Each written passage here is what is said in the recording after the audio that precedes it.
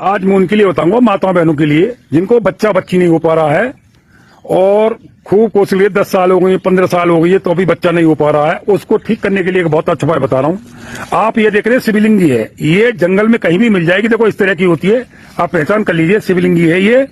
इसमें बीज निकलता है भाइयों, आप देखेंगे तो जो बीज को अच्छी तरह देखेंगे उस पर लिंगी बनी रहती है, तो आप ये इसलिए शिवलिंगी बोलते हैं। जिन माता बहनों के बच्चे नहीं होते उनको क्या करना है, पंसारी के यहाँ जाएं, वहां से 150 ग्राम शिवलिंगी के बीज लिया है और लाने के बाद उन बीजों को बारीक अच्छी तरह पीस ले, और पीसने के बाद आधा चम्मच सुबह शहद में लेना है खाली पेट। इसे लेने के बाद 1 घंटे कुछ नहीं खाएं, आधा चम्मच शाम को शहद में लेना है, और इसे लेने के बाद 1 घंटे कुछ नहीं खाएं।